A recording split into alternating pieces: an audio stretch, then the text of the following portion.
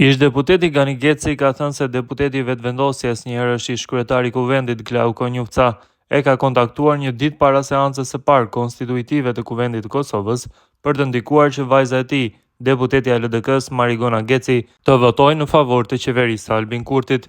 Geci tha se telefonata nga Konjufca kishte ndodhur më 14 prill, një ditë para seancës, dhe se ai ishte i pyetur direkt çfarë po kërkon që të na votosh pro. Gani Geci thot se Konjufca e telefonoi për votën e Marigona Gecit, por ai akuzon Albin Kurtin se po sillet si hashimtaçi përkundrejt familjes së tij. Geci thekson se nuk ka kërkuar asgjë materiale dhe ka refuzuar çdo tentim për pazar për votën. Ai shtoi se e vetmja kërkesë e tij ka qenë që kryeministri Albin Kurti t'i përgjigjej një letre të shkruar nga vëllai i tij, Halil Geci, më 9 tetor të vitit 2024 dhe të kërkonte falje publike. Deklarimeve të Gecit ju përgjigj deputeti vetëvendosjes Ilir Kërçeli, i cili ka qenë këshilltar i Konjufcës dhe konfirmoi telefonatën. Sipas Kërçelit, Glauko Njufca nuk ka përdorur një gjuhë të tillë si çfarë po kërkon në këmbim të votës, dhe thjesht e ka kontaktuar Gecin për të ndihmuar në zhbllokimin e punës së kuvendit. Mëtej, Kërçeli ka treguar se telefonata e Konjufcës me Gecin ka ndodhur përmes disa personave të tjerë. Glauku nuk flet me atë gjuhë, çfarë po kërkon, thjesht e ka pyetur për ta zhbllokuar kuvendin.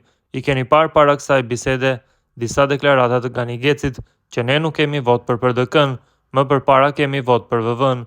Kjo mund të lexohet si gatishmëri për të dalë nga kjo bllokadë. Ju e njihni zotin Konjufca, ai nuk flet me këtë gjuhë se çfarë po kërkon, ka thënë Kërçeli. Pasi dëgjoi deklaratën e Kërçelit, Gani Geci reagoi sërish duke thënë se ai po gënjen. Ai është urrejt, thuj ta qesin qezimin e tani të ndalet filli kaqi, ka thënë Geci. Ish deputeti i Lidhjes Demokratike të Kosovës Gani Geci zbuloi ditën e dieshme në Debat Plus se një ditë para seancës konstituitive të kuvendit kishte marrë një telefonat nga Glauko Njufca, deputeti i Lëvizjes Vetëvendosje. Sipas tij, Konjufca kishte kërkuar që vajza e tij, Marigona Geci, e cila është një nga deputetet e Lidhjes Demokratike të Kosovës, ta mbështeste me vot formimin e qeverisë Kurti. Geci tha se Konjufca i kishte kërkuar të shprehte nëse kishte ndonjë kërkesë në këmbim të votës së vajzës së tij, por ai pretendoi se e kishte refuzuar çdo mundësi për marrëveshje, duke theksuar se nuk ishte i gatshëm të bëjë pazare me votën. Gani Geci zbuloi mëtej se kërkesa e vetme e tij kishte qenë që Albin Kurti t'i përgjigjej një letre që familja Geci i kishte dërguar kryeministrit dhe të kërkonte falje publike për të kaluarën. Nuk ka tani, por ka pas, nga sekserët e Lëvizjes Vetëvendosje. Është një prej deputetëve të vetëvendosjes së rrethit të Prizrenit dhe ish kryetari i kuvendit i Lëvizjes Vetëvendosje zoti Glauko Njufca.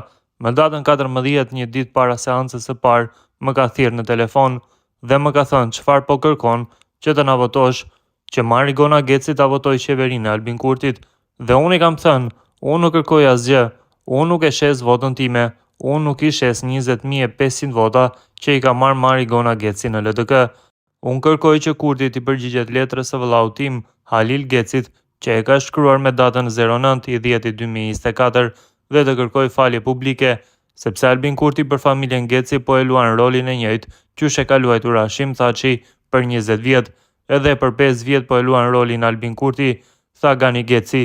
Pas zbulimit të telefonatës nga ana e Gani Gecit, kanë reaguar politikanë të shumtë dhe analistë të shumtë. Fillimisht deputeti i Lëvizjes Vetëvendosje Fitore Pacolli i ka dalë në mbrojtje të telefonatës së Glauko Njufcës ndaj Gani Gecit për t'i kërkuar votën vajzës së tij, që është deputete e LDK-s.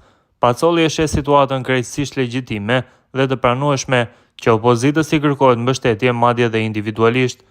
Është krejtësisht legjitime dhe e pranueshme që deputetëve të opozitës t'u kërkohet edhe në mënyrë individuale që të mbështesin zgjedhjen e kryeparlamentarit. E rëndësishme është se ndryshe nga e kaluara, sot nuk përdoren më terminale apo burime shtetërore për të siguruar vota. Kjo përfaqëson një praktikë të shëndetshme demokratike, por fatkeqësisht nuk vlerësohet si e tillë nga disa analistë, të cilët nuk udhëhiqen nga parimet e analizës së paanshme, por nga interesat e atyre që i shpërblejnë me përfitime të mëdha financiare, shkruan Pacolli në Facebook.